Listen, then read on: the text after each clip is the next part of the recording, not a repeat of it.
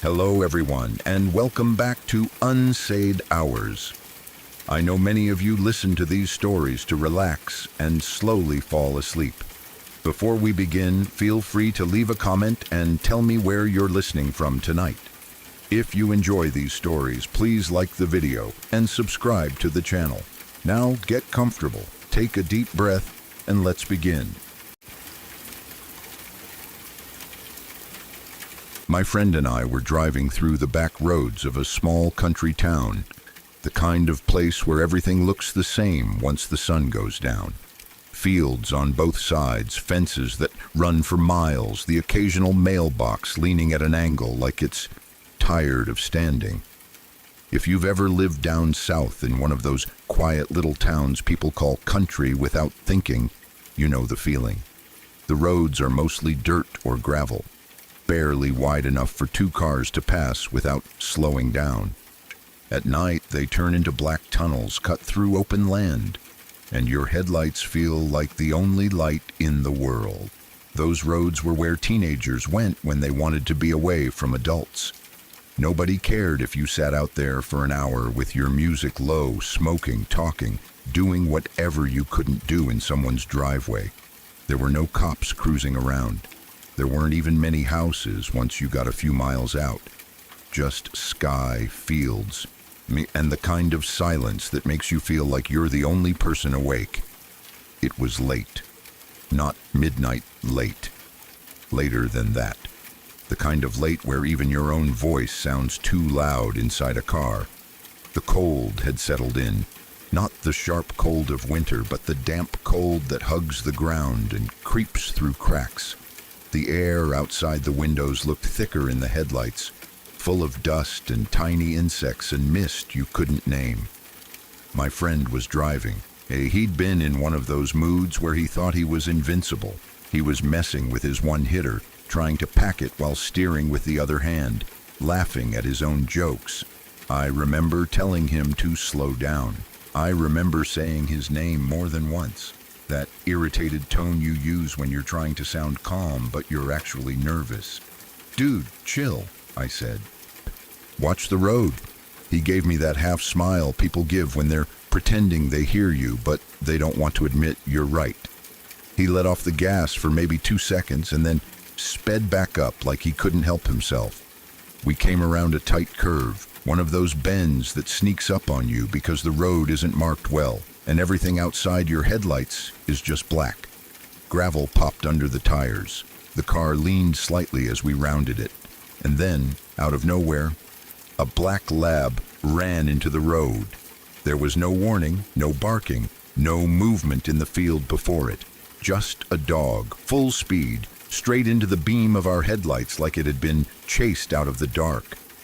My friend didn't have time to brake. He didn't have time to swerve without risking flipping the car. The dog was right there, so close it felt unreal. The impact hit with a heavy, dull thud that went through the front end and into my bones. The hood dipped. The car jolted. My stomach dropped as if the road disappeared for a second. I felt the body roll under us, but not the way you'd expect.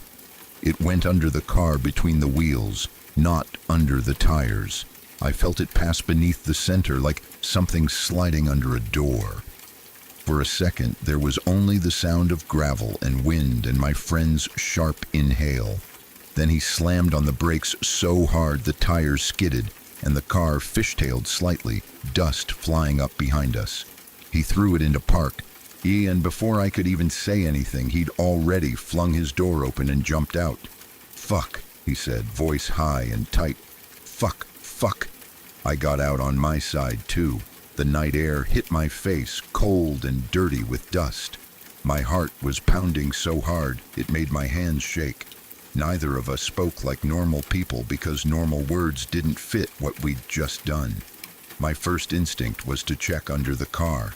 I dropped to my knees on the gravel, ignoring how sharp the stones felt against my jeans. I leaned down and looked beneath the chassis, expecting to see fur, legs, a shape, blood, something. There was nothing. No dog, no shadow, no movement. Just empty darkness and gravel and the underside of the car.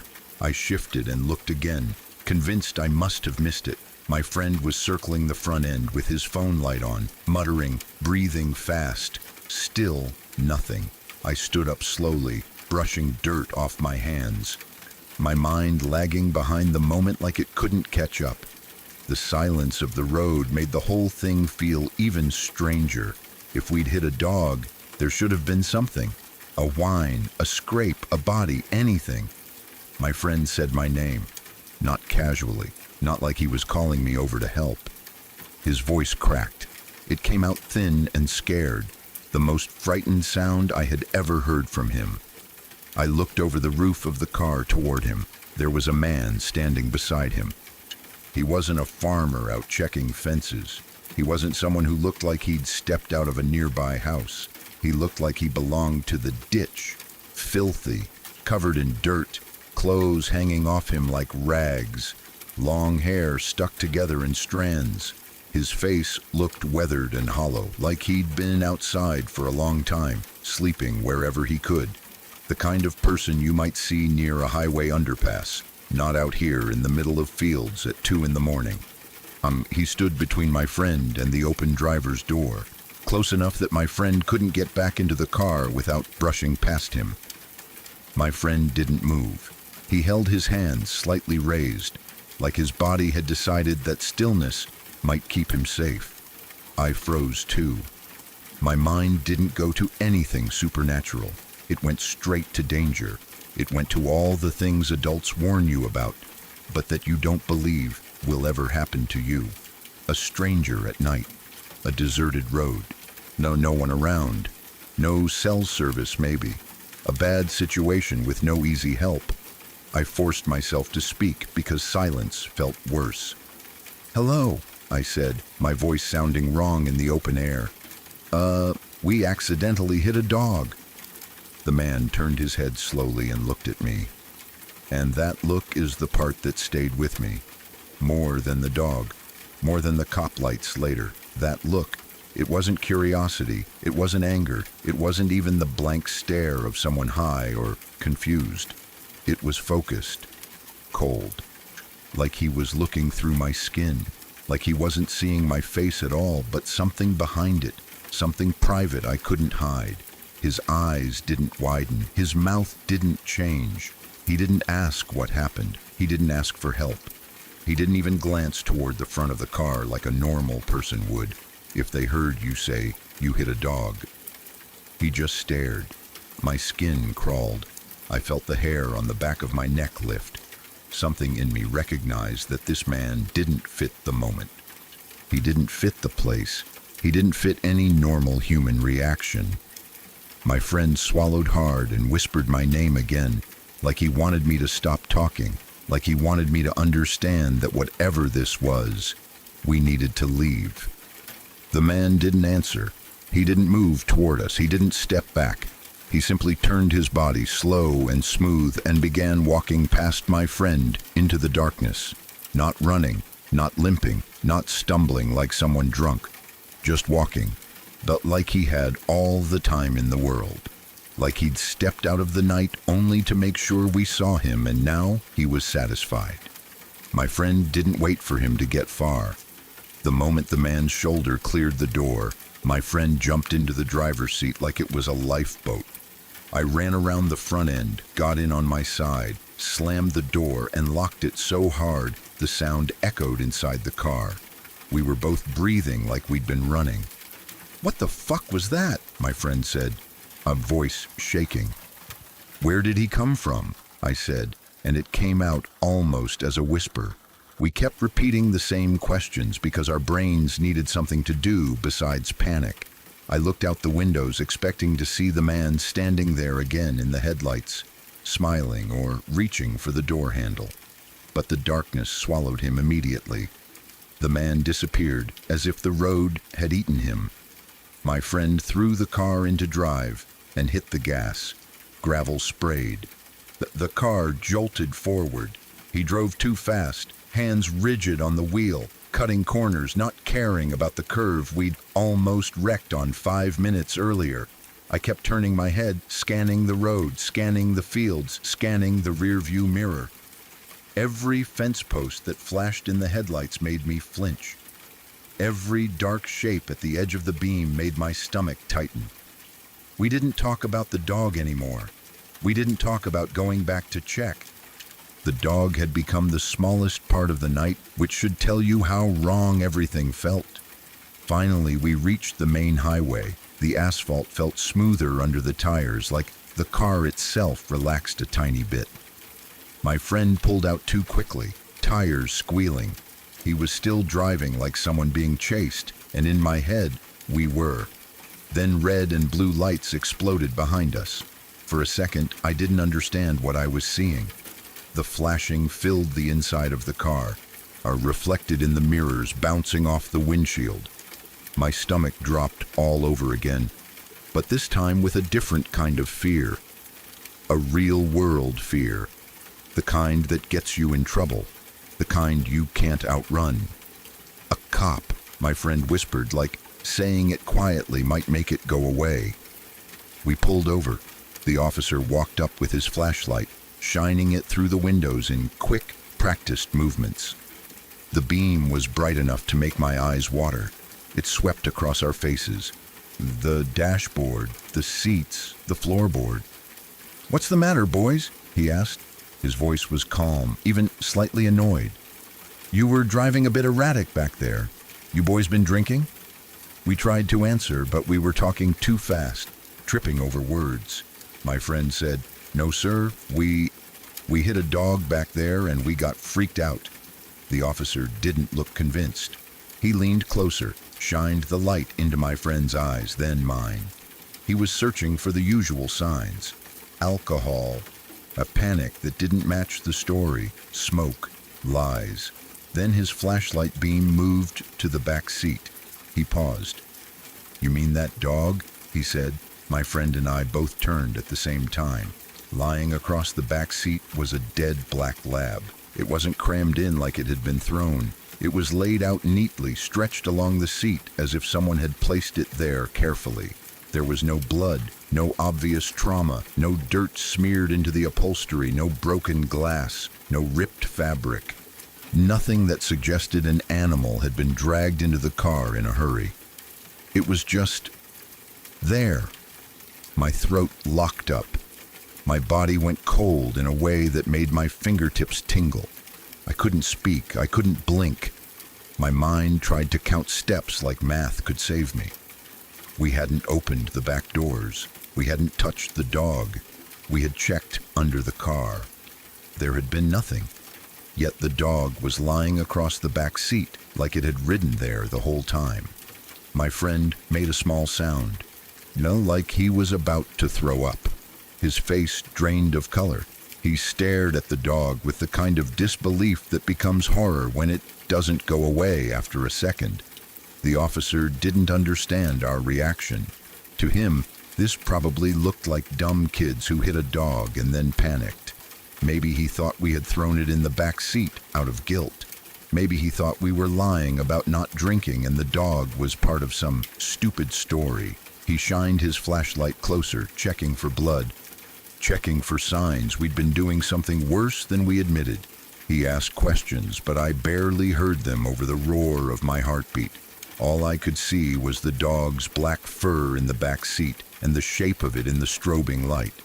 I kept expecting it to twitch. I kept expecting its chest to rise. I kept expecting anything that would make the world normal again. Nothing happened. The officer finally stepped back, still wary, still suspicious, but his focus shifted from supernatural impossibility to teenage stupidity. He told us to slow down. He told us to get home. He warned my friend about reckless driving. I don't remember exactly what he said because my brain was stuck on one thing. The dog had moved without moving.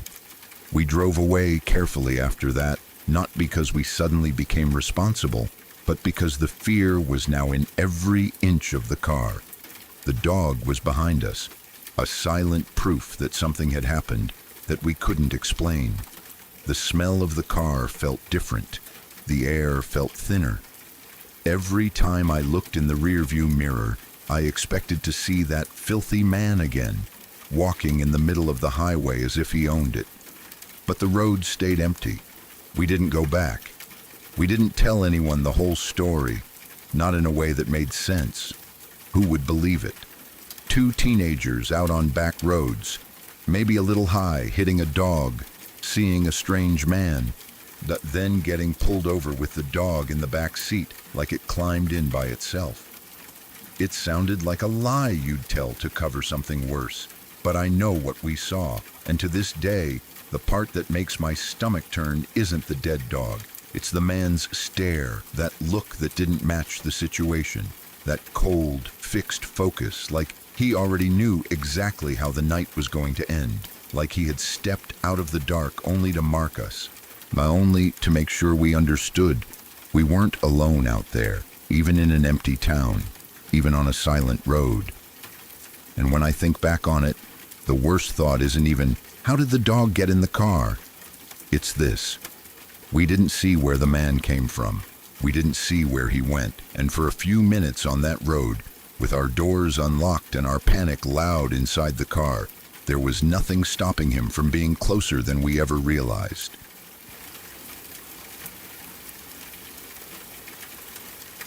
One of the creepiest stories I have ever read came from a man who used the online name Black Fedora. I do not know his real name, and I never tried to find out. Sometimes it is better that way. The story was about the American Midwest, about getting lost on a road that should have led somewhere, and about discovering something that should have stayed buried beneath the earth. I grew up in a city where the nights never truly go dark. There are always streetlights, traffic, noise, people. The horizon is broken by buildings and the sky is cut into pieces by power lines and rooftops. Driving through the Midwest felt like entering a different world entirely. It was not just quieter, it was wider, emptier. The sky stretched so far that it made me uneasy, like I was too small for it. Anyone who has driven through the breadbasket of America knows what I mean. It is all about the fields. Billions of acres of crops spread across the land like a massive green blanket, corn mostly, and endless rows of it, planted in perfect lines that run straight as rulers. From a distance, when the wind moves through it, the leaves ripple like water. It looks peaceful, organized, safe. But when you are alone out there, it does not feel peaceful. It feels watched. The strangest part is how endless it seems. The cornfields go on for hours and hours. You might pass a farmhouse sitting back from the road, its paint peeling. You might see a lonely windmill turning slowly against the sky. A rusted barn collapsing into itself. But often there is nothing at all. No people, no movement, just the crop and the sky. It gives you the strange feeling that some great civilization once built all of this and then vanished, leaving only their work behind, as if the people who planted these fields simply stepped away one day and never came back. That was the landscape I was driving through on the last evening of July. I had been on the road for days, crossing state lines, but eating at gas stations, sleeping in short bursts at rest stops. I was tired in a way that sinks into your bones, the kind of tired that makes your thoughts slow and heavy. The sun was beginning to sink, turning the sky a deep orange. I had one more stretch to go before I reached the interstate, or at least that was what I believed. At a small gas station about 15 miles back, I had asked for directions. The man behind the counter, a heavy-set guy with tired eyes, told me I could take a gravel road that would cut several miles off my trip. Worn but passable, he had said. A shortcut. At that point, a shortcut sounded like a gift. So instead of staying on the main paved highway, I turned onto the gravel road. At first, it was fine. Narrow, yes, but manageable. The gravel crunched under my tires. Cornfields rose up on either side of me, tall and close, forming a green tunnel. A few miles in, the road began to change. The gravel thinned out, giving way to packed dirt. Then the dirt broke into two shallow ruts with weeds growing between them. The corn leaned closer. The weeds began scraping against the underside of my red sedan. I considered turning around. I really did. I even slowed the car to think about it. But stubbornness is a powerful thing. I had already driven this far. It would be ridiculous to backtrack now. Surely it would reconnect with something better just ahead. The sky darkened as I pushed forward. The weeds grew thicker. The ruts deepened. My car bounced and shook, the suspension complaining. Then, without warning, the path simply ended. I stopped the car and stared ahead. There was no curve, no sign, no intersection, just corn. The faint outline of tire tracks vanished into tall stalks. It did not even look like a dead end. It looked like a mistake, like a road that someone had begun carving and then abandoned halfway through. I gripped the steering wheel and swore under my breath. I felt foolish, angry. The thought of reversing all the way back down that narrow path in the dark made my head throb. I shifted into reverse, ready to back out. That was when I heard it. At first, it was faint, a low rumble. Then it grew louder, a rhythmic engine roar, deep and steady. I knew that sound. Anyone who has ever stood near a highway knows it. It was a motorcycle, not a small one, a Harley Davidson by the sound of it. The engine tore through the air, strong and confident. It was close, very close. The interstate had to be just beyond the corn, a few hundred yards at most. I imagined the road on the other side, bright lines painted on asphalt, open lanes, civilization. The engine sound continued steady and clear, not fading, not distant. I sat there, heart pounding. I knew what I was about to do was wrong. I knew I would be damaging someone's crop. But the thought of reversing miles in the dark felt worse. I told myself it would only be a small stretch, just enough to break through. I shifted into drive. The first impact was violent. Corn stalks slapped against the hood and windshield. The sound was explosive, like heavy rain on metal. The car lurched forward, forcing its way through thick green resistance. The stalks bent, snapped, and disappeared under the bumper. It was nothing like in the movies. It was loud, rough. My car shook and groaned, but it kept moving for what felt like several long minutes. I drove blindly through the wall of corn. Then suddenly, the resistance vanished. I burst out into open space and slammed on the brakes. I laughed once, a sharp sound of relief. Then I stopped laughing. I was on a road, but it was not the interstate. It was a perfectly paved two-lane black road, smooth, flawless. It stretched in a straight line in both directions, disappearing into the dim evening light. There were no road signs, no painted lines, no shoulder. Just asphalt cutting through endless corn. There were no headlights in the distance, no traffic sounds, and the motorcycle engine was gone. I turned off the engine and listened. Nothing. The silence was so complete that it felt heavy. Slowly, I turned in my seat and looked back at the cornfield I had just driven through. There was no opening, no broken stalks, no crushed path, no sign that anything had disturbed it. The wall of corn stood solid and untouched, row after perfect row. For a long moment, I could not breathe. My mind refused to accept what my eyes were seeing. It was impossible. Corn does not heal itself in seconds. I got out of the car and walked toward the edge of the field. I reached out and touched the nearest stalk. It was firm, unbroken. The soil beneath it showed no tire marks. I walked a few steps along the edge, searching for the gap I knew I had made. There was none. The realization came slowly, like cold water seeping into my shoes. Well, I was not where I thought I was. I got back into the car and locked the doors. Left or right, that was all I had. I chose what I believed was south and began to drive. Miles passed. The scenery never changed. Cornfields pressed in on both sides, their tops whispering in the wind. There were no mailboxes, no farmhouses, no power lines. I turned on the radio. Only static answered me. But beneath the static, I thought I heard something else. A faint pattern, like breath. Like distant voices too low to understand.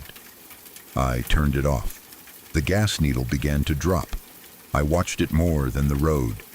I stopped several times, rolling down the window to listen for traffic, for wind, for anything. Crickets chirped at first, then even they grew quiet. The sky darkened fully. The moon rose round and pale, draining color from the world. Everything turned gray and black. My low fuel light flickered on. Panic settled in my chest. Then, in the distance, I saw a shape breaking the flat horizon. A barn. It rose out of the fields like a ship at sea. Tall, dark, solid. Relief hit me so hard that my hands shook on the steering wheel. I turned into a short paved driveway that sloped gently upward. I parked at the bottom of the hill and shut off the engine. The silence returned immediately. The barn looked ancient. Its wooden boards were black with age. The structure was tall and steep, with heavy oak doors at the front. It did not look abandoned exactly. It looked preserved, as if time had touched it but not claimed it. As I stepped out of the car, I noticed the grass. Around the barn, for about 50 yards in every direction, the grass was perfectly cut, smooth, even, like a golf course. Beyond that neat circle, the corn resumed. Someone maintained this place, but there were no lights in the windows, no vehicles, no signs of life. The path leading up to the doors was hard-packed and smooth, not gravel, not dirt. It looked polished by something heavy traveling over it again and again. I walked up and knocked. The sound echoed hollowly inside. "Hello," I called. "I'm lost. I'm almost out of gas." No answer. I waited longer than I needed to, long enough for doubt to grow heavy. Finally, I grabbed the iron ring handle and pulled. The doors opened with a slow, deep creak. Inside, the air was stale and dry. Dust hung in the moonlight pouring through the doorway. The interior was vast and mostly empty. The wooden beams overhead disappeared into shadow. I stepped inside. My footsteps echoed. In the center of the floor was something that did not belong. An iron trapdoor. It was large and circular, set into the wooden boards. It looked industrial, old but solid. There was a ring handle in the center. A faint smell drifted up from it. Damp earth. And something metallic. Sweet. I should have left. Instead, I knelt and pulled the ring. The trapdoor opened smoothly, as if it had been used recently. Stone steps spiraled downward into darkness. I turned on my phone's flashlight and began to descend. The air grew colder with each step. The sounds from above faded until there was nothing but the faint hum of my own breathing. At the bottom was a corridor. Doors lined both sides. The walls were wood, old and worn. The floor was stone. I opened the first door on my left. Inside was a bedroom, decorated like something from the 1950s, a bed, a lamp, a dresser, everything coated in thick dust. On the nightstand sat a glass with a faint ring at the bottom where water had once been. I closed it and opened the next. Another bedroom, different style, older, a wash basin in the corner, a small iron bed, room after room, each one furnished for a different era. A pioneer cabin, a Victorian chamber, a mid-century guest room. It was like walking through time. A museum of places where someone had once slept. At the end of the corridor was a door that did not match the others. It was new, fresh wood, shiny brass handle. I opened it. Inside was a clean room, no dust. The bed was neatly made. A lamp glowed warmly on the bedside table. On a plate beside it sat a meal. Steak, potatoes, corn, steam rising gently. Beside the plate lay a note. My hand shook as I picked it up. "For the guest who found the way," it read. Eat, rest. You have a long journey ahead.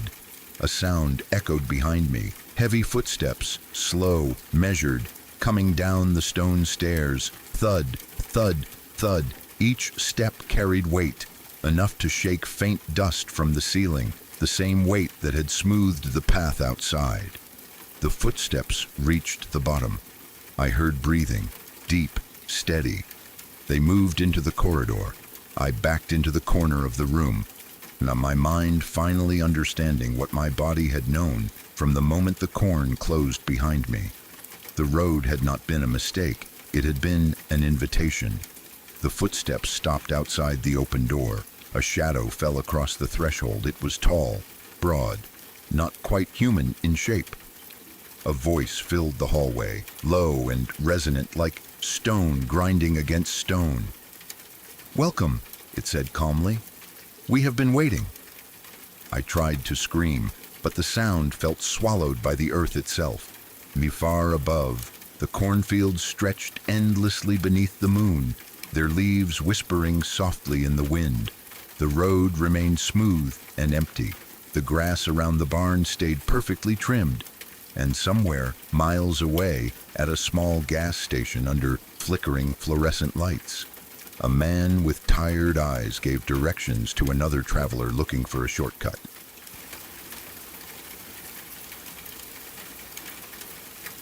There's a kind of fear that doesn't hit you like a jump scare. It settles. It sinks into you slowly, like cold water finding the lowest point in your body. It's the fear you get when you realize you're home, the place where you eat, sleep, and walk around half-dressed without thinking, has been shared with someone you didn't invite, not robbed, not broken into for 10 minutes while you were out. Shared, lived in, used, like your life was a room they could step into whenever they felt like it. People talk about home invasions like they're loud, like glass shatters and alarms scream and someone kicks the door in, but sometimes it starts the opposite way. It starts with silence, with tiny things that don't add up, a feeling you can't prove, the kind of feeling you argue with because admitting it would mean admitting you're not safe. These are two separate incidents, two different families, two different places. The details aren't identical, but the fear is. And both stories begin with the same lie we all want to believe. If the doors are locked, we are alone. The first family lived the kind of life you'd expect in a quiet suburb. The husband worked a steady job. The wife kept the house tidy. Their 2 kids had school, sports, friends, routines. Nothing dramatic, nothing that made them feel like they were living with danger. They weren't careless people either. They locked the doors. They had the kind of healthy paranoia that most suburban parents have. Nothing extreme, just the normal stuff. Don't leave the garage open. Don't leave windows unlocked. Don't post vacation plans online. That's why the first signs didn't feel like signs at all. They felt like human error. It started with the kitchen. The wife was the kind of person who did a quick reset every morning. Coffee mugs rinsed, dishes stacked, dishwasher loaded, counters wiped. She liked coming home to a clean space. And she liked leaving the house feeling like she had control over the day. She would stand in the kitchen with her keys in her hand, taking that last look around, lights off, sink clear, chairs pushed in, before shouting goodbye to the kids and heading out. Then, once or twice a week, they'd come home and something would be off. At first, it was small, a drinking glass on the counter with a little water still in it. Not a full glass, not something that looked like it had been left from breakfast, but something fresh, like someone had poured it recently and took a sip, then set it down and forgot. Another day, it was a plate on the dining table with crumbs on it. Another day, it was a chair pulled back slightly, like someone had sat there for a moment and gotten up. There were a few times the trash can lid was open when she was sure she'd closed it. A few times a cabinet door didn't sit right, like it hadn't been shut all the way. None of it was big enough to make a report about. None of it came with the clear logic of a forced entry. In a family house, things move. Kids forget to clean up. People leave cups around. Time blurs. You do 1,000 small actions a day and don't remember every one of them. That's what made it so poisonous. It wasn't dramatic enough to take seriously, but it was consistent enough to slowly ruin their peace. The husband assumed it was the kids. The wife assumed it was herself. They started having those small, yet tired arguments that aren't really about the glass or the crumbs. They were about feeling unheard, about feeling like you're carrying too much, about thinking your partner is careless or accusing you of being careless. The husband would come home and see a plate on the table and say, a little too sharply, "Really? You couldn't just put that in the sink?" And she would stare at it, stomach turning, because she knew she hadn't eaten anything on that plate. She would say, "That wasn't me." He would roll his eyes like he didn't want to fight but couldn't help it. "Okay, so the plate walked itself out." She would feel her face get hot. "I'm serious, I didn't do that." And then you could hear it in the silence after, the tiny crack of doubt. Not doubt that the other person was lying, doubt that something was wrong with your own mind. The kids denied it too, but kids deny everything. They deny it even when there's evidence on their hands. And the family's life was busy enough that nobody wanted to turn dinner into an investigation. Then the food started going faster than it should have. The milk carton would be lower than expected. Bread would disappear at a weird pace. A box of cereal would be noticeably lighter even though the kids swore they hadn't eaten it. Snacks vanished. One time the wife bought a pack of granola bars, and a few days later there were only 2 left. She assumed the kids had taken them to school. The kids swore they hadn't. The husband suggested maybe she miscounted. She knew she hadn't. She started doing little mental tricks to test herself. She would set items in specific positions in the pantry. She would make sure the cereal box label faced outward. She would leave a note in her own head. The peanut butter jar is half full. The chips are unopened. The bread has 8 slices left. And then she'd come home and see the cereal box turned sideways, or the bread bag twisted differently, or the peanut butter scraped lower than it should be. She didn't want to be the kind of person who panics. She didn't want to be dramatic. She didn't want to scare the kids. So she told herself it was nothing. She told herself the house was old. She told herself they were forgetful because life was fast. But the feeling in the house changed anyway. A low-level tension settled in, like static. Not obvious, but always there. The wife stopped enjoying the quiet moments when she was home alone. She began checking the rooms without knowing she was doing it, walking a little farther down the hallway than necessary, listening longer than she used to. She started locking the bathroom door when she showered, something she never did before. She couldn't explain it without sounding ridiculous, so she kept it to herself. Then came the afternoon that ripped the whole thing open. It was a weekday. The husband and wife both got off work early for errands. Nothing special. They were in the car, talking about dinner, maybe even laughing a little because the day felt lighter than usual. They pulled into the driveway and the wife noticed something that didn't belong. A haze hung in the air near the garage door. At first, she thought it was exhaust from a neighbor's car or steam from a vent. But it didn't drift like steam. It rolled. It thickened. Gray and sluggish, it looked like it was leaking out from the bottom seam of the garage door, curling along the concrete. Smoke. The word hit them at the same time, and the husband's face changed instantly. He didn't even park properly. He stopped the car hard, yanked the visor down, hit the garage door opener button without thinking. The door began to lift. As soon as it moved, the smoke poured out heavier and the smell hit them. Burning, chemical, wrong. The kind of smell that doesn't just say fire, but says something is being destroyed on purpose. The husband got out, ready to run inside. Ready to fight a fire the way people always imagined they would. He took 2 steps and then stopped so suddenly it looked like he'd hit an invisible wall. There was a man inside the garage. Not a neighbor, not a firefighter, not someone panicking about an accident. A stranger, dirty, clothes hanging loose, face streaked with soot. In one hand he held a gasoline can, and in the other he held a lighter. He wasn't staring at the smoke like he'd made a mistake. He was watching it the way you watch something you meant to happen. Then the man looked up and saw the garage door opening. For a split second, the world felt too still. 3 people locked in a tableau. The husband in the driveway, the wife in the car, the stranger in the garage. The kind of moment that doesn't feel real until it's too late. The man's eyes met the husband's, and there was no surprise in them. Only anger, like the husband had interrupted something sacred. The husband shouted for his wife to lock the car and call the police. His voice cracked in a way the wife would never forget. He smashed the garage button again, trying to make the door go back down, trying to create a barrier, trying to trap the man inside the garage or at least keep him from rushing out. The door started lowering.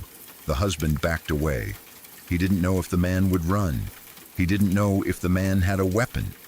He only knew there was a predator in his house and his family was right there, exposed. He ran to the neighbor's door and pounded on it like he was trying to break it down. He shouted for help. He shouted for someone to call 911 again in case his wife couldn't. He shouted so loud people started opening their curtains. Sirens arrived quickly. Police cars pulled up hard. Officers poured out with weapons drawn, barking commands that sounded both unreal and painfully official. The man was arrested before the fire spread beyond the garage, and firefighters knocked down the smoke and heat before the house went up. The family stood across the street in the cold, watching strangers swarm their property. The kids cried. The wife clutched them so tight it hurt. The husband kept staring at the garage door like he expected it to lift again and reveal that man's face. When the smoke cleared, the investigation began. The police asked the obvious questions. How did he get in? Did you know him? Is there anyone who has a grudge? The family didn't have answers. They kept repeating the same thing. We lock our doors. That's when the officers went through the house carefully. Not just the garage, the attic access, the crawl spaces, the basement if there was one. Every place a person could hide. And they found it. Up in the attic, tucked between insulation, there was a space that didn't look like storage. It looked like a nest, a sleeping bag, or a couple of dirty blankets, a pile of food wrappers, empty snack bags, crushed bread ties, discarded cartons, a plastic bottle that smelled like urine, a small flashlight, a cheap phone charger, and a notebook. The notebook was the part that made the wife feel physically ill because it wasn't random scribbles. It was information, their information, names, dates of birth, the kids' schools, the husband's workplace, the wife's workplace, notes about when the house was empty, notes about when the kids went to bed, notes about the wife's routines, the exact time she left in the morning, the time the husband got home, which windows were easiest to see into. There were lists of passwords, bank details, social security numbers. Not all of it was correct, but enough of it was that the meaning was unmistakable. He'd been listening, watching, learning their life from above, like a parasite. When the detective explained what they believed had been planned, the husband didn't argue, he didn't deny it. He just stared at the notebook like he was reading his own death certificate. The detective said it bluntly. Based on what they found, based on the gasoline, the lighter, the planning, they believed the man was going to kill the family that night, then burn the house to destroy evidence, then disappear with whatever money and identity information he could use. The wife heard that and made a small sound that wasn't a cry, wasn't a scream, just a broken exhale. The idea that she'd been making lunches and folding laundry while someone studied her children's sleep schedule from above felt like madness. The idea that she'd doubted her own memory over dirty dishes while a stranger used her kitchen made her want to throw up. All those arguments about plates and glasses suddenly turned into something else, a warning they almost missed, a whisper from reality that had been trying to get their attention. They moved out, of course. People always say that after something like that, but it's true. They couldn't stay. The house might have been cleaned, repaired, blessed, repainted. It wouldn't matter. They couldn't stand under that attic ever again without imagining weight shifting above them. And even in their new home, the habits stayed. The wife still did a kitchen check before leaving, but now she did it with dread. The husband woke up at night to phantom creaks. The kids became kids who asked to sleep with the door open, the light on, the closet checked twice. Because the worst part wasn't the man in the garage with the gasoline can. The worst part was the months before, when he was there and they didn't know. The second story doesn't have a dramatic garage door moment. It doesn't have smoke pouring into daylight. In some ways it's worse because it shows how easily we dismiss the only warnings we get. This one involved a father and his young son. A normal house. A busy parent trying to do the best he could. A kid with the kind of imagination kids always have. When the boy first mentioned the clown, the father didn't take it seriously. Why would he? Kids talk about monsters. Kids fear shadows. Kids have dreams that spill into waking life. Parents learn quickly which fears are phases and which ones are real. Most of the time, they're phases. The boy said it in an ordinary way at first. Like he was describing something that had simply happened. Over breakfast, he looked tired, pushing cereal around his bowl with the spoon like he wasn't hungry. The father asked if he slept okay. The boy said very plainly that he didn't because the clown was watching him. The father smiled, the kind of tired smile parents use to make fear smaller. He told him clowns weren't real in their house. He asked if the boy had a bad dream. He said it was probably a shadow. He promised to check the room that night. The next morning, the boy said it again. The clown was in the corner. The father started doing the routine. He'd check under the bed. He'd open the closet door wide, showing hangers and old toys and nothing else. He'd pull back the curtains. He'd flick on the light, walk around the room and make a little show of it. He wanted his son to see that adults weren't scared. The boy watched him closely, but he didn't relax. He never described the clown as moving or talking. That almost made it easier for the father to dismiss, because the story didn't evolve like a real threat. The boy just kept saying the same thing. It stands there. It watches me. Sometimes the boy would add little details that made the father's skin prickle, even though he tried not to show it. He'd say the clown's head was tilted like it was curious. He'd say the clown didn't blink. He'd say it felt like the clown was smiling under its mask, even when you couldn't see its mouth. The father told himself it was his son's brain trying to give shape to darkness. He told himself his son had seen something on TV or heard something at school. He tried to handle it the right way, calm, reassuring, firm but gentle. He told his son to be brave. After a couple of weeks, the father started getting worn down. Not angry, exactly, just exhausted. Sleep was already fragile in that house. Work was demanding, parenting was constant, and now every night ended with the same ritual, the same fear, the same small face staring at him like he was supposed to fix something he couldn't see. Then the complaints stopped. One morning the father asked cautiously if the boy had seen the clown again. The boy shook his head. No. The father felt relief so strong it almost made him laugh. He told himself it was over, that the phase had passed, that the boy had worked through it, that the checking routine had given his son confidence. For the first time in weeks, the father slept through the night without waking at a creak. A week later, the father sat in the living room after putting his son to bed. The house was quiet, the kind of quiet parents crave.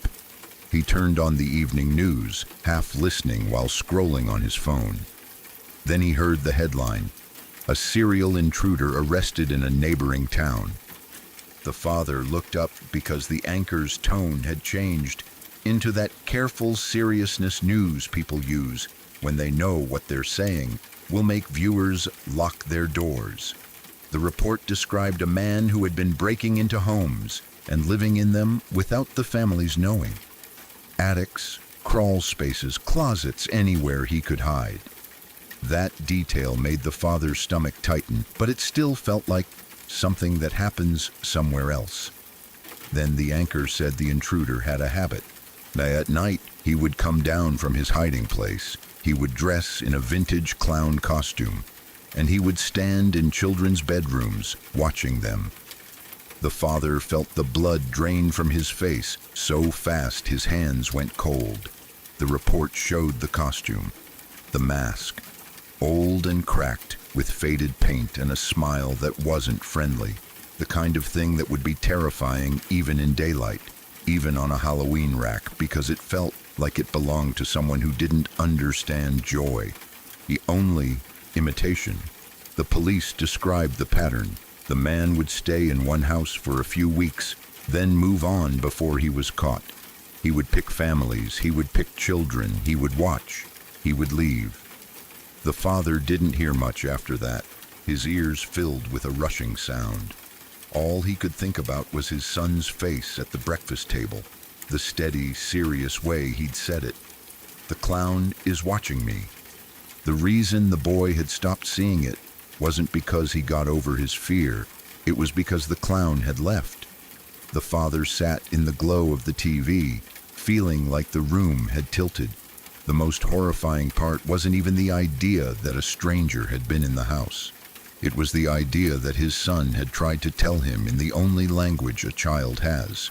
Simple words, stubborn repetition, and the father had translated it into imagination because that was easier than believing a monster could be real. He went upstairs without turning the TV off. He climbed the steps too fast, heart pounding, and opened his son's door. The boy was asleep, face soft in the dim light, unaware of the storm in his father's chest. The father sat on the edge of the bed and put a hand on his son's back, feeling him breathe. He wanted to wake him and apologize for everything at once. But what would he even say? I'm sorry I didn't believe you. I'm sorry I left you alone with something I couldn't imagine. I'm sorry I did the checks like a bedtime story when maybe the danger was above us, quiet and patient. Instead, he stayed there, listening to the house the way he should have been, listening all along. Afterward, the father did what most people do once the world shows them how fragile their safety is. He checked every lock twice. He bought cameras. He installed motion lights. He sealed attic access points. He didn't sleep well for a long time. And even when nothing was found, no sleeping bag, no wrappers, no mask tucked into insulation, the feeling didn't go away. The feeling of having been wrong in a way that could have cost his child everything. Both stories leave you with the same sickness. Not fear of a ghost, not fear of the dark itself, fear of the ordinary, fear of the quiet hours when you assume you're alone. Because the terrifying truth in both is this: the house didn't feel like a crime scene. It felt like home. Meals were made, TV was watched, homework was done, toothbrushes sat in the bathroom like they always had, and all the while, the danger wasn't outside, looking in. It was inside, learning the shape of their lives. The smallest things become unbearable after you understand that. A floorboard creak doesn't sound like the house settling anymore. A shifted chair isn't just a child being careless. A missing snack isn't a mystery you laugh about. Even a child's fear, those wild little claims parents are trained to dismiss, starts to look different. Because sometimes kids aren't inventing monsters. Sometimes they're noticing them. And the worst part, the part that makes these stories stick under your skin, is not the dramatic endings. It's the weeks and months before, when the families were living right on top of the truth and arguing about plates and bedtime routines. It's the idea that the warning signs can look exactly like normal life. It makes you want to check the attic, yes. It makes you want to check the basement and the crawl space and the garage. But more than that, it makes you wonder about the last small thing you brushed off, the sound you ignored, the object you assumed you misplaced. The moment your child said they were scared, and you smiled and told them it was just a dream. Because sometimes when you hear something in the night, it isn't the wind. Sometimes it's someone getting comfortable.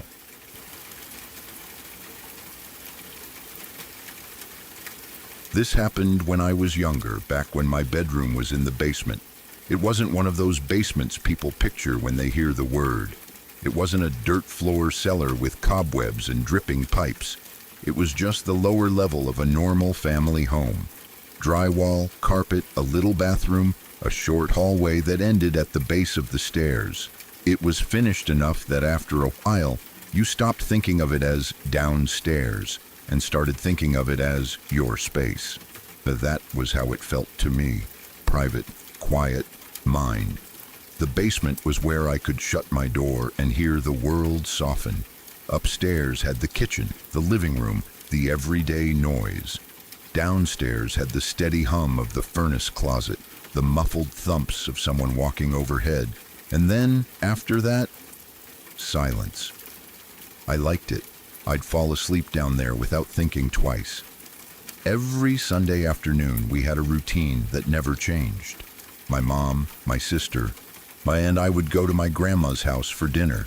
It wasn't a casual thing. It was built into our week the way school mornings were built into Monday. We'd show up around the same time, eat around the same time, leave around the same time. It was predictable in a comforting way. Even the smell of my grandma's place felt predictable, like you could taste it before you walked through the door. My stepdad hunted on weekends. Duck hunting? Always duck hunting. He'd leave early in the morning, before most people were awake, and be gone all day. Sometimes he came back while the sun was still up. Sometimes he didn't show up until it was dark. Either way, Sundays belonged to my mom's side of the family. The house was usually quiet in the hours before we left, like it was taking a breath. On this particular Sunday, the routine shifted, but only slightly. My mom left before me, taking my sister with her. I told her I'd drive separately and meet them there. I don't even remember why I wanted to go later. Maybe I was finishing something. Maybe I didn't feel like going yet. Maybe I was being stubborn in that teenage way, where you want control over small things because you don't have control over big ones. Either way, it meant that for a little while, I'd be in the house alone with my dog. That didn't bother me. I'd been home alone plenty of times. The house was familiar. The day was normal. The light outside had that pale afternoon look you get when you know the sun is already lowering and the day is already on its way out. Nothing in my mind was leaning toward fear. I was in my basement room when my dog started barking. That was the first wrong thing. He almost never barked. He wasn't one of those dogs that yelps at every car door or loses his mind over a leaf blowing across the yard. If he barked, it meant something had truly caught his attention. Even then, he usually gave one or two warning barks and then quieted down to listen. This time it was short bursts at first, quick and sharp like a question he couldn't answer. At first, my brain did what it always does. It reached for the easiest explanation. Maybe my mom's car had pulled back into the driveway. Maybe she'd forgotten something and come home for it. Maybe my stepdad had returned early from hunting, even though that was less likely. My dog barked at familiar sounds sometimes, especially if he hadn't heard them all day. I called his name, expecting him to stop. He didn't. Instead, he moved into the hallway, barking again, his body stiff in a way that made me sit up straighter. His ears were pricked forward. His weight shifted from paw to paw, like he was ready to bolt. That level of alertness was rare for him, and it immediately made me more awake. I stepped out of my room and into the basement hallway. The space was narrow enough that you could stand at one end and see the other. On one side was the bathroom, on the other a storage room, and then the stairs up to the kitchen. My dog stayed close to my leg at first, still barking. Then he moved ahead of me toward the stairs as if he couldn't help himself. I followed, thinking I was about to see my mom at the top step, with a bag on her shoulder, rolling her eyes at the dog for making a fuss. When I reached the bottom of the stairs, I froze, because I heard footsteps above me.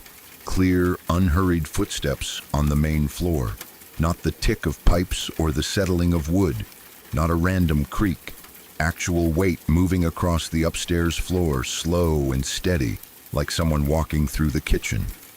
In that moment, I still didn't panic. The sound was too ordinary for panic. Footsteps meant a person. A person meant my mom or my stepdad. I had no reason to imagine anyone else. My dog, though, reacted as if the sound was a threat. He bolted up the stairs so fast his nails scraped the steps. I heard him round the corner at the top and slide slightly on the kitchen floor. His barking changed immediately. It got louder, deeper, faster. Not the excited barking he used when someone he loved came home. This was defensive barking, the kind that says, "I don't like this, and I want you to know I don't like this." I took a few steps up after him, still trying to keep my thoughts calm. Then I heard it, a whisper, soft and close enough that it carried down the stairwell like breath. "Shh, shh, it's okay."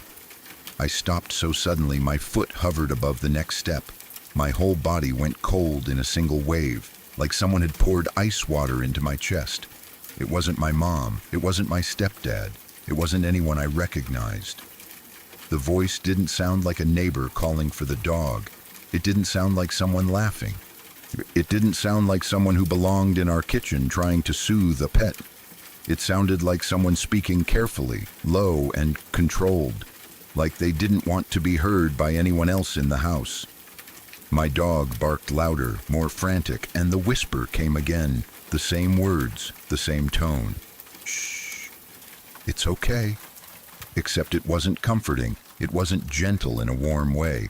It felt like a person trying to quiet an alarm, like a person trying to hush something that was calling attention to them. That was the moment everything inside me snapped from confusion into survival. I didn't think through options. I didn't stop to wonder if I was mishearing it. My body reacted before my mind could argue. I spun around and ran back down the stairs. The basement suddenly felt like the only place with distance, the only place where I had a wall and a corner and a way to not be seen. My breath turned shallow and fast. I could hear my dogs barking above me echoing, and I could hear those slow footsteps shifting on the kitchen floor as if the person up there was moving. I darted into the storage room. It wasn't a dramatic room. It held old boxes, holiday decorations, cleaning supplies, a few things my stepdad kept for emergencies. Hidden away in there was a handgun. I knew where it was because adults never realize how much kids notice. I knew it existed. I knew it was considered for emergencies. I didn't know all the rules, not the way an adult should, but I knew one thing with perfect clarity. There was someone in the house who did not belong there, and my dog was trying to stop them. My hands shook as I grabbed it. Everything felt clumsy. My fingers felt too big. My palms were sweaty. My heart was pounding so hard it made my ears ring. I got myself into a position behind the storage room door, where I could see the hallway but stay partially hidden.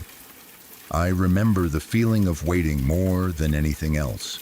Waiting is where fear grows teeth. In those seconds, my brain filled in everything I hadn't seen. It pictured a stranger in our kitchen, standing between my dog and the stairs, whispering to quiet him. It pictured a hand reaching down to grab my dog's collar, or a foot swinging, or a sudden sharp sound that would cut the barking off. I listened for the dog to yelp. I listened for the sound of a struggle, but what I heard was worse in a different way. Footsteps again, heavy, slow, like someone pacing, then a pause, then another soft shift, like the person was deciding what to do next. Then silence. Not nothing happened. Silence. Not the normal quiet of an empty house. This silence felt intentional. It was the kind of quiet you hear when someone is trying to be quiet, when someone is holding still because they've realized you might be listening. My throat tightened so much, swallowing hurt. I held my breath without meaning to, as if breathing itself might be loud. Seconds passed, then more. My hands ached from gripping too hard. Sweat ran down my back even though the basement air was cool. My eyes watered, not from crying, but from not blinking. And then my dog came rushing back down the stairs. His nails clicked frantically on the steps. He slid at the bottom and skidded into the basement hallway, then stopped short when he saw me. His body was stiff. His sides were moving fast with heavy panting. His eyes were wide, and he looked shaken in the way only an animal can look shaken. Not dramatic, not exaggerated, just rattled, as if what he'd encountered upstairs didn't fit into his understanding of the world. He didn't bark anymore. That was the scariest part. The barking had been brave in its own way. Barking was a warning. Barking was noise. Barking was a dog saying, "I am here and I see you." Now he was quiet. He stood beside me like he wanted to leave, like his instinct had shifted from defend to escape. I didn't wait another second. Whatever was upstairs, whoever was upstairs, had either moved away from the kitchen or gone somewhere I couldn't hear. I wasn't interested in finding out where. The house no longer felt like mine. It felt like a place that had been entered and the rules had changed. I moved fast, the way people move when they're trying not to think about what they're doing. I sprinted down the hallway, up the stairs, through the kitchen, straight into the garage. The main floor was brighter than the basement, but it didn't feel safer. It felt exposed, like open ground. I kept expecting to see someone at the end of the hallway, or standing in the doorway, or turning a corner. I expected a voice to speak again, close, calm, telling me to stop. Nothing. I didn't look around. I didn't search. I didn't call out. I grabbed my car keys and went straight to my car. I got inside, locked the doors, and started the engine with hands that barely worked. I didn't feel safe until I was down the street, turning corners, getting distance between me and that house. The whole drive to my grandma's place felt unreal. The roads looked normal. People drove past like it was just another Sunday. I kept checking my mirrors, not because I thought someone was following me, but because my body was still stuck in alert mode, still expecting the whisper to appear out of nowhere again. When I got to my grandma's house, the warm smell of cooking hit me as soon as I stepped inside. It should have calmed me. Instead, it made me feel like I was walking into a scene that didn't match what was happening inside my head. My mom was there, talking to my grandma, my sister sitting at the table with a drink. Everything looked safe, ordinary. I walked straight up to my mom and asked, "Did you come back home after you left?" She frowned, like the question didn't make sense. "No," she said immediately. "Why would I?" "You didn't forget anything?" I pressed. "You didn't stop back for a second?" "No," she said again, slower, studying my face now. "What happened?" I believed her instantly, not because she was my mom, but because there was no hesitation in her voice. She hadn't come back. My stepdad hadn't come back either. He was hunting. He always came home loud and obvious, and he definitely didn't whisper to a dog. So that left one option I didn't want to sit with. Someone had been in our house. For a long time, I tried to convince myself it had been my imagination, that I'd misheard, that maybe a neighbor had somehow wandered in and left before I reached the top of the stairs. That maybe the voice wasn't really a voice, just the TV upstairs left on low, just the wind pushing something in a way that sounded like speech. But the way my dog reacted ruined those explanations. He didn't do that for the wind. He didn't do that for a neighbor outside. He did that when something was in his space. Later, when we returned home together, My mom checked the doors with me. Front door locked, back door locked. The door between the garage and the house locked, the windows shut. No signs of forced entry, no broken latch, no open anything. Nothing that said, a person came in here. That should have made me feel better. It didn't, because if nobody could have gotten in, then what had I heard? I shoved the memory away because it didn't have a place to go. I didn't like thinking about it. The whispering voice stayed in my head like a splinter, but life moves on, and fear gets filed away when you don't want to face it. Weeks passed, then months, then almost a year, and then it happened again to someone else. My other grandparents came to visit for a week. It was the kind of visit that filled the house with talking, with bags unpacked, with meals cooked for more people. They were older, steady people. My grandpa in particular had a calmness to him that seemed unbreakable. He was the kind of man who didn't jump at noises. He didn't tell ghost stories. He didn't scare easily. He had lived long enough that small worries didn't stick to him. One Saturday morning, everyone went shopping at the mall except him. He stayed behind because he wanted to paint the family room in the basement. He liked staying busy. He liked fixing things. While we were all out, he worked with the radio on low, painting carefully, humming along like the house belonged to him. That part I didn't know at the time. I didn't find out until later that week when we were all sitting around watching TV. Some ghost show came on. One of those dramatic ones with fake night vision and people whispering into cameras. My stepdad laughed at it and made a joke about how ridiculous it was. Everyone laughed along. Then my stepdad turned and said, like it was a fun little fact, "You know your grandpa says he heard a ghost in our house once." I barely reacted at first. It sounded like a joke, a throwaway comment. Then he explained.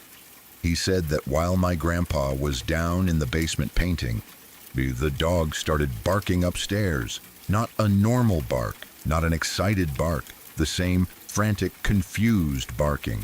My grandpa turned the radio off to listen. He heard footsteps moving around on the main floor. He assumed we'd come home early. That was the logical explanation. Maybe someone forgot a wallet. Maybe someone needed the bathroom. Maybe my sister wanted something. He called out, but no one answered. The footsteps continued. The dog bolted, barking hard. The sound of his nails on the floor. And then my grandpa heard a voice speaking to the dog. Not loudly, not clearly, but definitely speaking. A quiet, soothing sound. The way a person talks to an animal to calm it down. My grandpa climbed the stairs expecting to see one of us. Expecting to see my mom standing in the kitchen. Expecting to see a bag dropped on the counter. But the kitchen was empty. The house was locked. No one had come back. My stepdad told it as if it was just a weird little coincidence. He shrugged and smiled, like the idea of a ghost was funny. But as he talked, the memory I'd buried slammed back into me so hard, it felt like getting punched in the chest. The barking, the footsteps, the voice speaking softly, the sense that someone was upstairs who wasn't supposed to be there. My grandpa had heard it too, and he hadn't known my story. I hadn't told it. I hadn't even hinted at it. Because I didn't want to talk about it, and because I didn't want anyone to look at me like I was dramatic. Two people at two different times heard the same thing. If it had been just me, I could have let myself believe it was fear or imagination. But my grandpa wasn't the type to invent a voice in an empty kitchen. He wasn't the type to get spooked and turn it into a story. He was practical, he was steady, and he was alone when it happened. That was the part that made it hard to breathe. Even years later, not the word ghost, not the idea of the supernatural, just the simple fact that something happened twice in the same pattern. I don't believe in ghosts. I never have. I don't believe in the supernatural in the way people do when they want the world to feel magical. I believe in locked doors and people and animals and bad coincidences. I believe in how fear can sharpen your senses. I believe in how a house can creak and fool you. But I can't explain what happened in that house. I can't explain the footsteps upstairs when nobody was home. I can't explain the whisper that didn't belong to any voice I knew. I can't explain the way my dog reacted like there was a real person right there in his space, close enough that he could smell them, close enough that he needed to defend. And I can't explain why my grandpa heard it too, without anyone feeding him the story or planting the idea in his head. Even now, telling it again for the first time in years, I can feel the same cold chill that ran through me on those basement stairs, the same instinctive awareness that something was wrong, long before I could prove it was wrong. Because imaginary things don't walk across floors, and imaginary things don't whisper to your dog.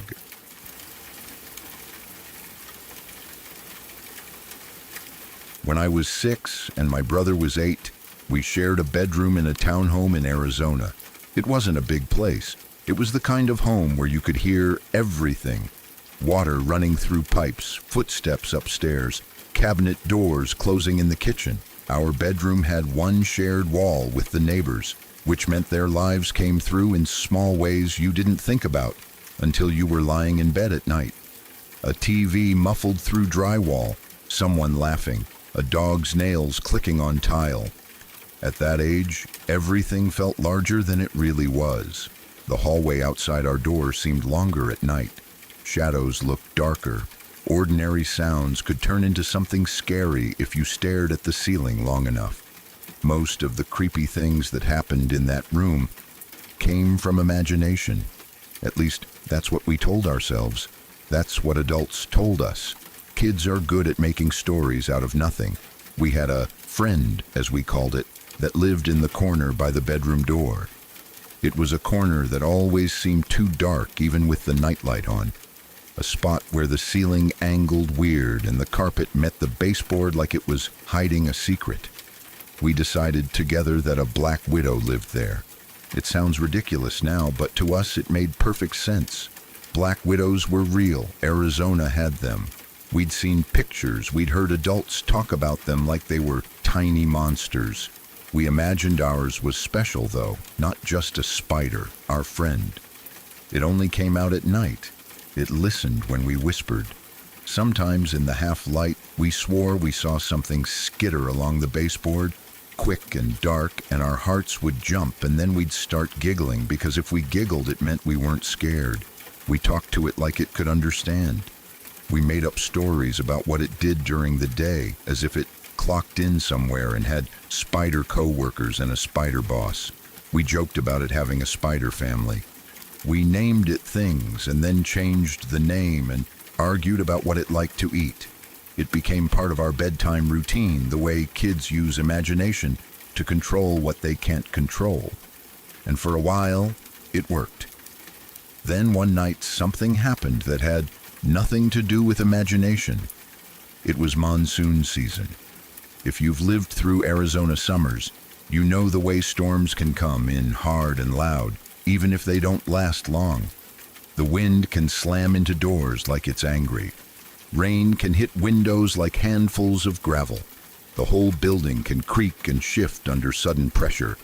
Our mom would sometimes stand by the front window and watch the lightning, like she was trying to read the storm's mood. Most nights, though, she was tired. She worked. She was stressed. She was trying to keep things normal. That night, my brother and I were in bed, trying to fall asleep. The room was dark except for a small nightlight that threw a weak orange glow across the carpet. The air conditioner hummed in the background. Somewhere outside, wind moved through trees and made a low, rushing sound. We were half asleep when we first heard it, a bang against the shared wall. At first, it didn't alarm us. Monsoon season made the whole neighborhood noisy. Things fell, things rattled. Someone's trash can might tip over. We lay there listening, thinking it would stop on its own. But then it came again. Thump, and again. Thump, and again, steady and heavy. Like someone was hitting the wall with a fist or a tool. Thump, thump, thump. It wasn't the uneven rhythm of wind. It wasn't a branch tapping. It was deliberate. It was repeated with the same weight each time. It made the picture frame on our wall vibrate slightly. It made the air feel tense, like the room itself was bracing. My brother sat up first. I remember because the mattress shifted and the blanket slid a little, and suddenly I was wide awake. We looked at each other in the dim light. Now the same thought in both our faces. That's not weather. The banging continued. Not fast, not frenzied, just steady, insistent, almost angry. Our Black Widow corner suddenly didn't feel silly anymore. It felt like the room had always been waiting to turn on us, and now it had chosen a reason. We tried to wait it out. Kids do that. You lie still and hope the world fixes itself. But it didn't stop. It got louder. It moved, or at least it felt like it moved. From farther along the wall to somewhere closer to our beds, like whatever was hitting had shifted position. Finally, we screamed for our mom. The word mom came out raw, panicked, the kind of scream you only make when you're certain something is wrong. Footsteps came down the hallway. The door opened. Our mom stood there with her hair messy and her face pinched with exhaustion. She looked like she had just been pulled out of the kind of tired you don't bounce back from easily. "What?" she asked. And even at that age, I could hear that she was already carrying too much. We babbled over each other, pointing at the wall, telling her someone was banging on it, telling her it wasn't the storm, telling her it felt like it was right there, and the moment she stepped into the room, it stopped. Just silence. The sudden quiet made everything feel unreal. It's hard to explain how a noise can make you terrified, and then, when it stops, make you feel even worse. The absence becomes suspicious. It becomes like someone holding their breath. Our mom stood there for a second, listening, her shoulders tight. Then she sighed. Not an annoyed sigh exactly, more like a defeated one. "It's just the wind," she said. At the time, it sounded reasonable. The storms really were loud. Walls did creak. Things did bang. Adults always had explanations for sounds kids feared, and most of the time, those explanations were true. She told us to go back to bed. She said she'd check on us again soon. She kissed us goodnight, quick and distracted, and left. We didn't know what else had been going on in the house before she came to our room. We didn't know that she'd been in the living room dealing with something that had been hanging over her for months. We didn't know she'd finally decided that night to break up with her boyfriend because of his drug problem. We didn't know she'd been crying and trying to be strong and trying to pretend it wasn't tearing her apart. We just knew she had come in, listened, and told us we were fine. And for maybe a minute, we tried to believe it. Then, not 5 minutes after she walked out, the banging started again. This time, it wasn't subtle. It was louder, harder, like whoever was on the other side had waited for her to leave. Like the moment she left the room, whatever had been hitting decided it could start again. Thump, thump, thump. The wall seemed to tremble. My brother's eyes were wide, glassy in the nightlight. My own heart felt like it was trying to climb out of my chest. The sound felt closer now, like it had moved right beside our beds. Like the thing on the other side had come directly to where we lay. We screamed again, but this time it wasn't just fear. It was real terror. It was the kind of scream that doesn't care who hears it. I leapt out of bed and ran. I didn't even think. I ran out of the room, down the hallway, into the living room, yelling for my mom like the word was the only rope I had. When I turned the corner, I stopped so hard I almost fell. My mom was standing in a defensive stance. Her fists were clenched. Tears were running down her face.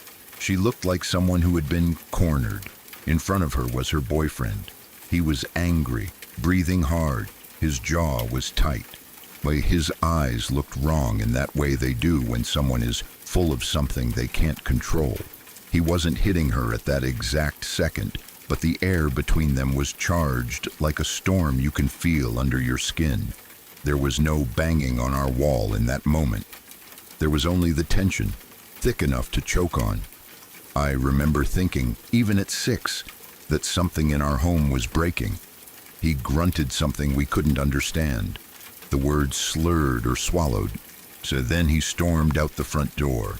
For a second, my mom didn't move, like her body hadn't caught up to what just happened. Then she snapped into motion, wiping her face quickly and stepping to the door. Outside, he got into his car and held down the horn. Not a quick honk, not an accident. A long, furious blast that ran on and on, vibrating through the night, loud enough to wake neighbors, loud enough to make the whole street feel like it was being screamed at. It was rage with nowhere to go, so he poured it into sound. When he finally drove off, my mom shut the door quickly. She locked it, then she slid the bolt, then she secured the chain. Her hands shook slightly as she did it, and I watched her the way kids watch adults when they're trying to figure out what safety actually looks like. She took a deep breath like she was forcing her body to keep working, and then she walked me back to the bedroom. My brother was sitting up in bed, the eyes still huge, his face pale. He said the banging stopped the moment I screamed and left the room. That part made sense to us at the time. We thought maybe it really had been connected to our mom's fight. Maybe the storm had shifted. Maybe the house had settled.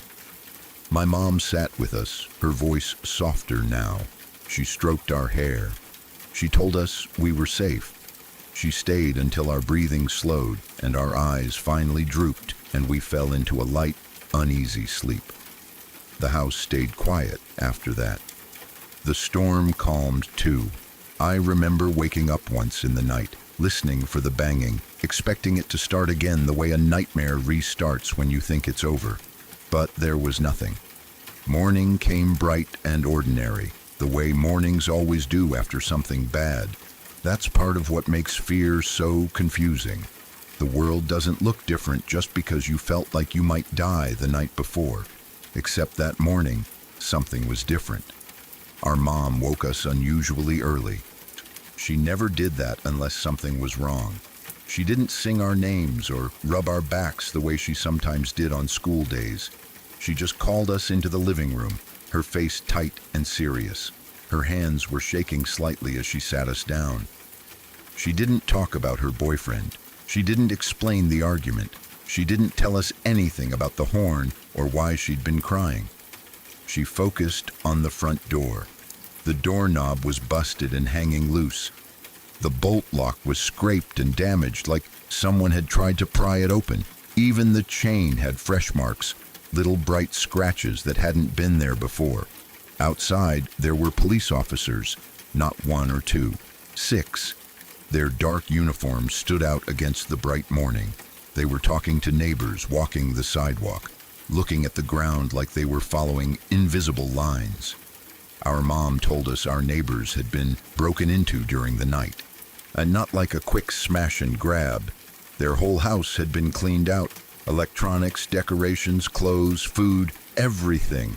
So much was gone that the place looked like a stage set after someone had stripped it for parts. Then she said the part that made my stomach twist. The burglars tried to get into our home too. They had worked on our door. They had fought with it. They had tried to force it.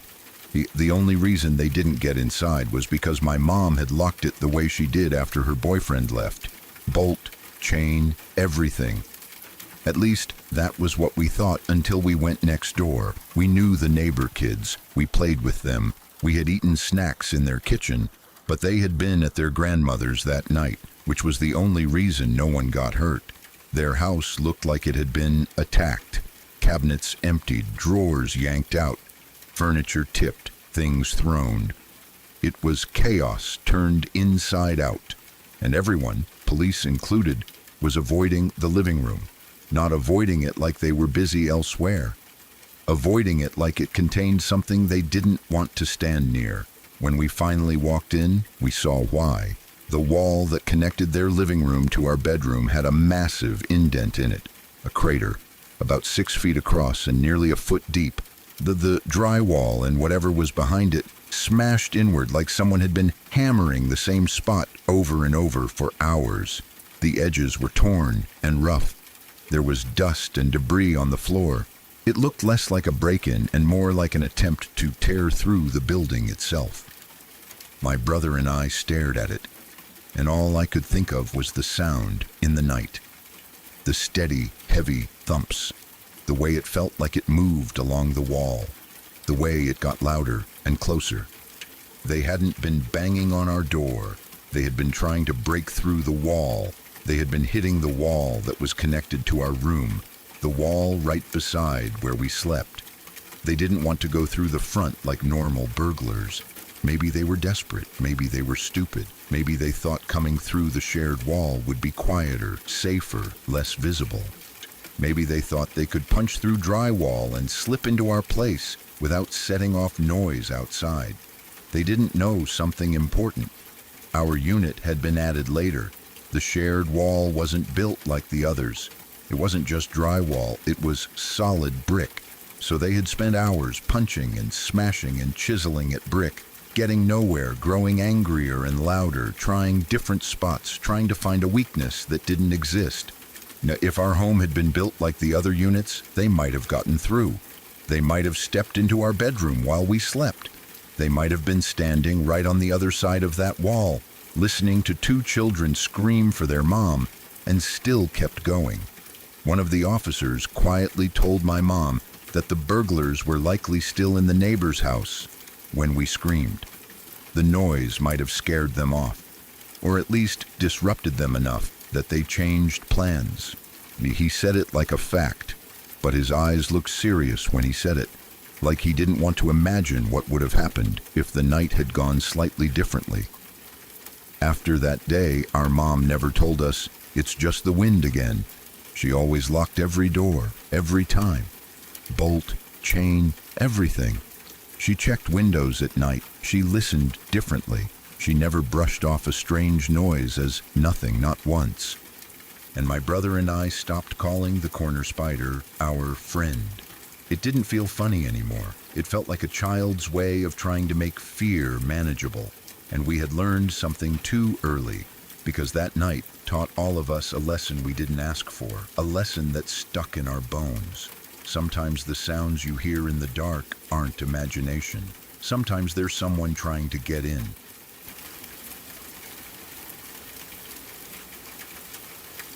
When I was very young, my family lived on a street called Villa in Fresno, California. I was small enough that the world felt like it began and ended with our block. The street names mattered, the yards mattered, the way the sun hit the sidewalk in the afternoon mattered, and the house mattered most of all because a kid measures reality by the rooms they're allowed into and the places they're told not to go. The day we moved in, I decided the house was the greatest house in the universe for one simple reason. The previous owners had left something behind in the garage. Not furniture, not boxes, not old tools. They left a treasure, Castle Grayskull. It was the big one, the real one. The gray plastic fortress with the skull face, the drawbridge, the trap doors, the hinged walls. For a kid, it wasn't a toy, it was a whole world. I didn't care what the rest of the house looked like. I didn't care about the neighborhood. We could have been living on the moon for all I cared. If Castle Grayskull was in the garage, then we had moved into a palace. I dragged it out like it was a sacred object. I set it up wherever my parents would let me. I staged battles on the living room floor, in the hallway, under the kitchen table. He-Man fought Skeletor 100 different ways. I was happy. Loudly, completely happy. The kind of happy only a little kid can be when they find the exact thing they didn't even know they were hoping for. My sisters didn't share that feeling. They were older than me and they didn't care about plastic castles. What they cared about was the way the house felt at night. It started almost immediately after we moved in, which is why it stuck. New houses have noises. New houses creak. Adults always say that. But my sisters weren't talking about normal creaks. They weren't talking about a pipe knocking or a floorboard settling. They were talking about something walking. My oldest sister was the first one to complain. She had the bedroom under the attic space. It was one of those older houses where the attic stretched across the top of the whole building, a long, dark area you didn't really think about unless you needed to store Christmas decorations. Her bed sat beneath the slant of the roof, and above her was nothing but insulation, beams, and whatever else lived in the empty space between ceilings. At night, she swore she could hear footsteps up there, not the soft shuffle of something small, not the scurry of a rat. She described it as slow and deliberate, like someone pacing. Sometimes it went back and forth, sometimes it stopped directly above her bed, as if whatever was up there had chosen that spot to stand. And sometimes she heard scratching, not the faint sound of a tree branch against the siding, not a light rustle. She said it sounded like claws dragging along wood, long nails scraping as if something was testing the surface. She complained about it so often that it became a constant background argument in the house. She would tell my parents at breakfast, eyes dark from lack of sleep. She would bring it up in the afternoon, already tense about the coming night. Every evening she went to bed like she was bracing for something. My little sister heard things too sometimes, though not as often. She believed our older sister. She'd sit on the edge of her bed and listen. She'd whisper that she heard it too. She got scared easily, and once she had the idea in her head, she started hearing it even in the daytime, as if the attic was always awake. I didn't believe them. I thought they were trying to mess with me, or that they were scaring themselves. Kids imagine things at night. That's what adults said. That's what I told myself. And I was the youngest. I had Castle Grayskull. As I was busy, I didn't want their fear to take up space in my head. But my oldest sister was tired of being told she was lying. One afternoon, she snapped at me and said, if I thought she was making it up, I should sleep in her room for a night and see how funny it was. I took that as a challenge. I made a bet with her. Not a real bet with money because we were kids, but the kind of bet where pride is the only currency. I told her I'd sleep in her room, in her bed, and she could sleep in mine. When nothing happened to me, she'd have to admit she was exaggerating. She agreed immediately. That night, we switched rooms. I remember feeling smug, like I was about to prove a point. Her room felt slightly different than mine because it was closer to the front of the house, and the air always seemed a little warmer. Her bed was larger, and I lay down in it with my hands behind my head, staring at the ceiling, waiting. I listened for a long time. The house made normal sounds. The refrigerator cycled. A car passed somewhere far away. A dog barked outside once. The wind moved through the trees. I heard none of the dramatic pacing my sister described. No claws, no heavy footsteps. I waited until my eyes started to burn from staying open too long. Hours passed. Nothing happened. I started to feel victory settling in. I pictured myself telling her in the morning that it was all in her head. I pictured her rolling her eyes and pretending she didn't care, even though she'd be embarrassed. I drifted into sleep, feeling like the whole thing was a huge joke. Then, sometime in the early morning, while it was still dark, I jolted awake. At first, I didn't know why. My heart was racing the way it does when you wake up too fast. I lay still, trying to find the reason. I thought maybe I'd had a dream. Maybe I had to go to the bathroom. Maybe I heard a noise downstairs, then I heard it. Directly above my head. Footsteps. Heavy and uneven. Not a clean rhythm like an adult walking on a hallway floor. More like something with weight that didn't move smoothly. It clunked and shifted as if whatever was up there was stepping over beams or dragging itself across insulation. And beneath that, there was another sound. A dragging noise. A long scrape that ran across the wood and stopped. Then another scrape, as if something was pulling something behind it. Or as if it had long nails and they were catching the surface as it moved. The sound wasn't loud enough to wake the whole house, but it was loud enough that it felt impossible to ignore. It felt too close. It felt like the ceiling above me wasn't a ceiling at all, just a thin skin separating me from something that shouldn't be there. My confidence from the night before dissolved instantly. There was no room for smugness, no room for clever explanations. All I knew was my sister wasn't lying. I threw the blankets off and ran. I sprinted through the hallway barefoot, not caring if anyone yelled at me for making noise. I burst into my parents' room, gasping and shaking, words tumbling out in a messy panic. My mom sat up, startled. My dad grumbled and asked what was wrong. "I heard it," I managed to say. "I heard it in the attic." My parents exchanged that look adults exchange when they think a kid has had a bad dream. But I was crying. Not dramatic crying, but the kind where you can't stop shaking and your throat feels tight. My mom pulled me into their bed without arguing. My dad muttered something about raccoons. My mom told me to breathe and said I was safe. I didn't feel safe, not really. But the warmth of my parents' bed kept me from running out of the house entirely. After that, I never doubted my sisters again. Months passed. The attic noises continued, mostly for my oldest sister.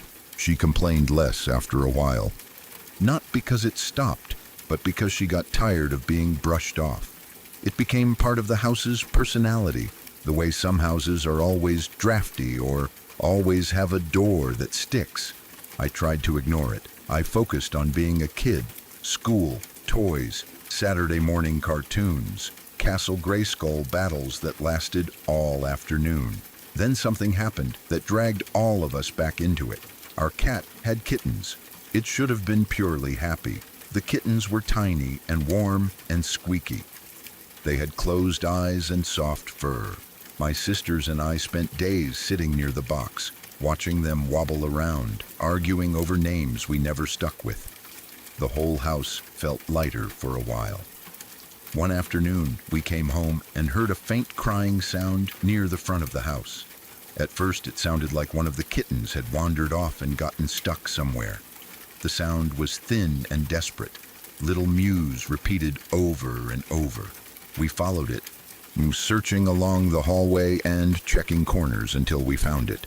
One kitten was pressed against an attic vent. Its tiny face was pushed close to the metal screen, and it was crying loudly as if it was terrified. Its little paws scrabbled at the vent cover, but it couldn't get through. The vent came from the attic. My mom called my dad, and he came into the hallway with that irritated expression adults get when they don't want to deal with a problem but have to anyway. He looked at the kitten, then looked up at the ceiling like he could see through it. The attic entrance was in my oldest sister's closet, of course. That detail still feels cruel in hindsight, like the house had chosen her room on purpose. My dad dragged a chair from the kitchen into her room and shoved it into the closet. He opened the attic hatch, and the dark hole above the closet seemed to swallow the light. He tried to climb in himself, but he was too big. His shoulders wouldn't fit. He cursed under his breath, wriggled, tried again, then backed out. Then he looked at me.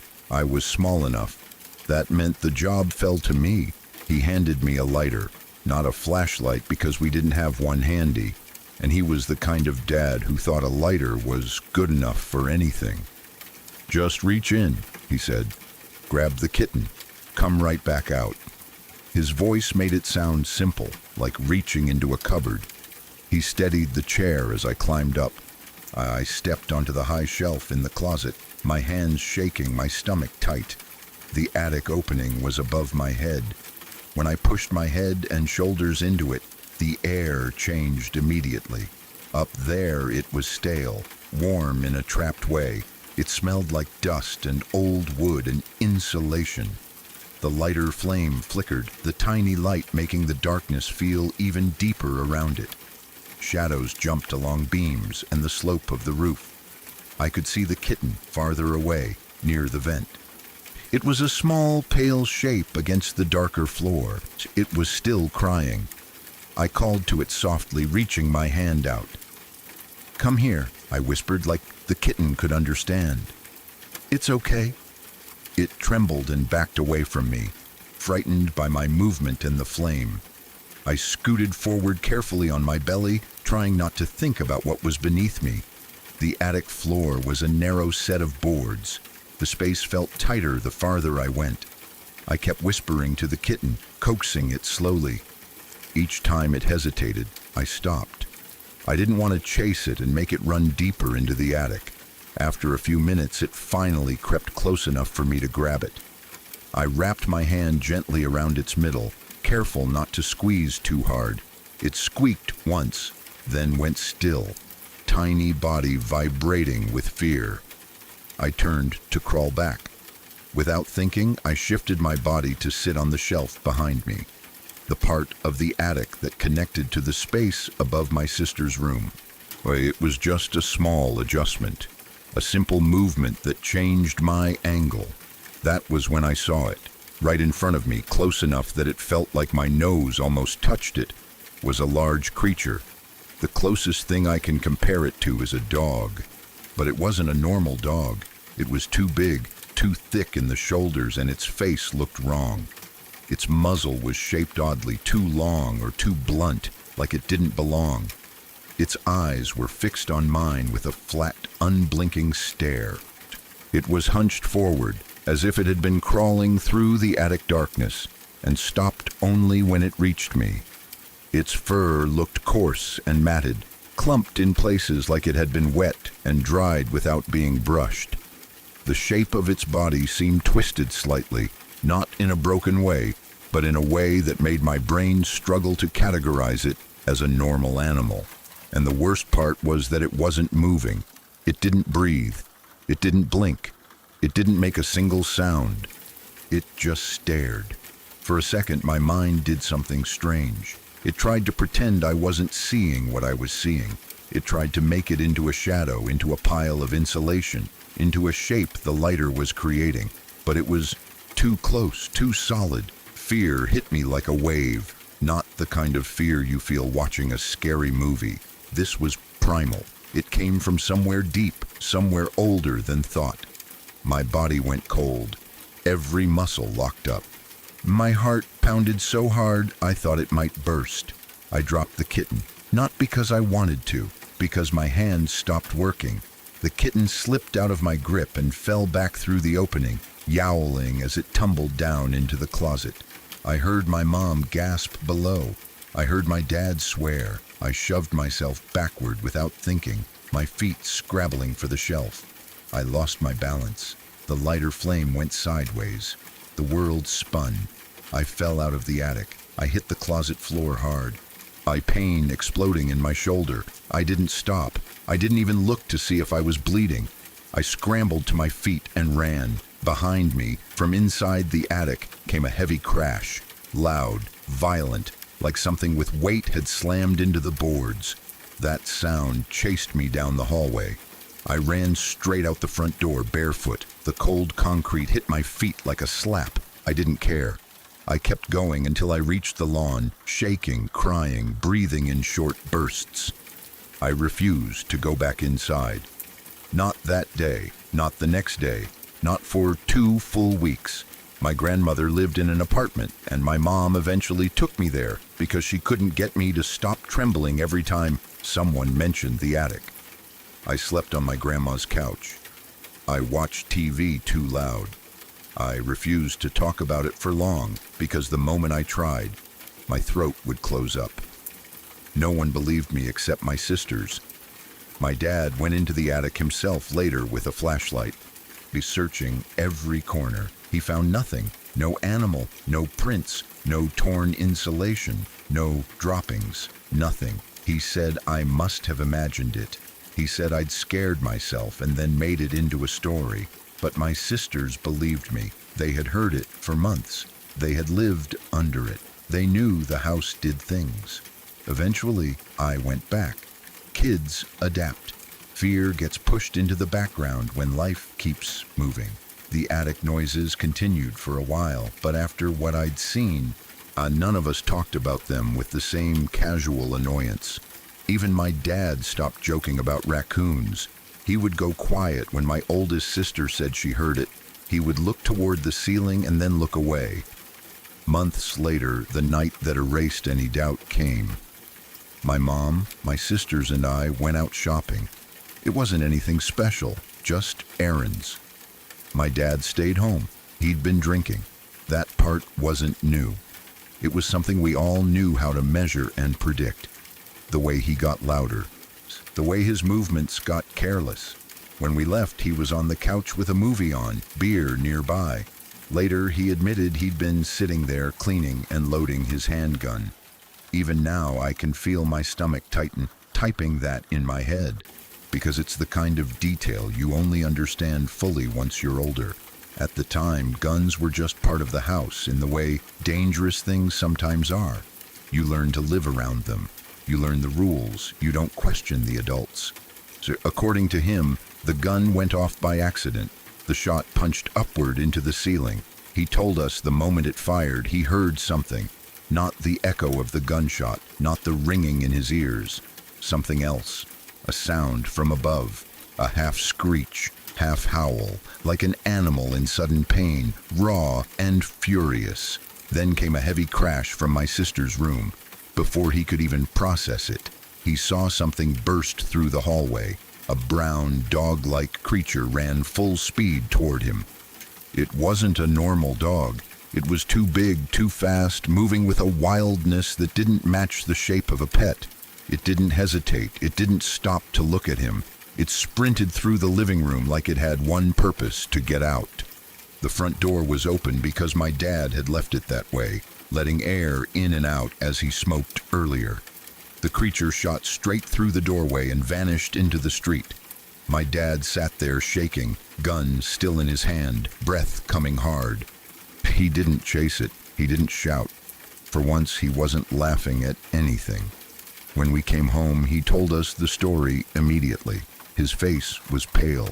His voice had that tight edge that meant he wasn't exaggerating. He sounded scared, and that alone changed everything. We didn't have to rely only on his words. In my sister's closet, the attic entrance was broken outward. The wood around it was cracked and splintered like something had forced itself out from above with violent strength. Deep scratch marks gouged the walls and the trim. The closet looked like a fight had happened in a space too small for one. Neighbors told us they saw something run out of our house. A weird brown animal, moving faster than any dog they'd ever seen. Someone described it as wrong, which is a useless word until you've seen something yourself and realize it's the only one that fits. After that night, the attic went quiet. No more footsteps, no more scratching, no more dragging sounds above my sister's bed. The house settled back into its normal creaks and pops, the kind of harmless noises adults always point to when kids get scared. My oldest sister slept better. My little sister stopped whispering about sounds. But none of us ever forgot, because the silence didn't feel like peace. It felt like something leaving, like something had been there, had stayed as long as it wanted, and then had finally been forced out. And even now, years later, when I think of that house on Villa in Fresno, the first thing I picture isn't the bedrooms or the kitchen or the backyard. It's the garage, with Castle Grayskull sitting there like a gift, like a promise.